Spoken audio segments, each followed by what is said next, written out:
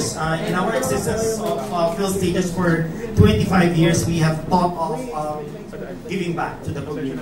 Kaya po ginawa po namin itong absolutely free workshop. We are catering to more than 100 every year for our free summer workshop. At ngayong taon po, meron na naman po 100 na sumali sa workshop natin. At 10 doon ay magiging automatikong pambansang entablatista or PhilStager. At ngayon, magpe-perform din yung ating mga workshop participants. But the highlight of tonight's activity is the competition. For the first one is the open competition for various colleges, universities, and community theater. More than 20 po ang nag-submit, 4 po ang maglalaban-laban sa taong ito.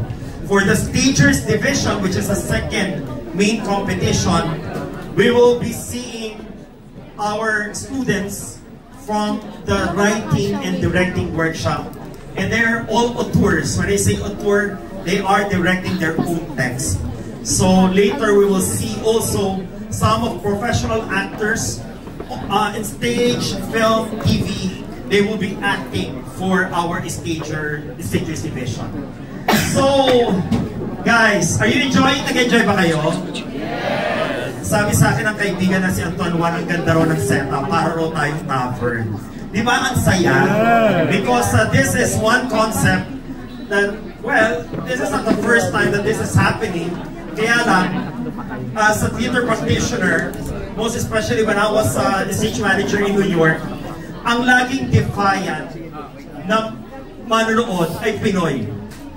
Di ba, if you're watching a legitimate theater performance, bawal kumain. At lagi ako may nauhuli bilang stage manager, kumakain. At pagka tinanong ko, Pinoy yung kumakain. May dalang bagoong, mangga, mani, chicharon.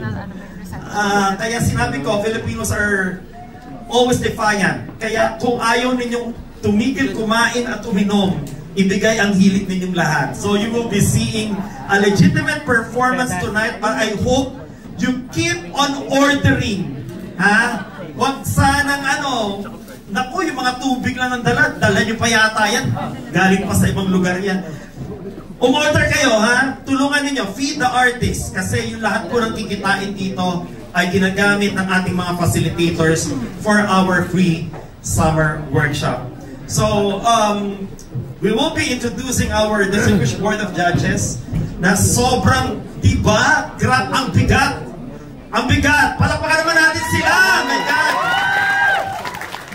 Ang bigat! Kaya nga, sabi ko, Oo, hindi kasi kay JP, Pasensya. Parang ang bigat nyo dyan sa lugar na yan.